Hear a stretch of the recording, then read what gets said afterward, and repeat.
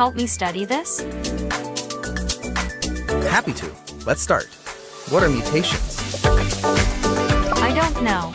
Can you explain in a simple way? No problem. Imagine your body's instructions are all stored in this giant cookbook called DNA.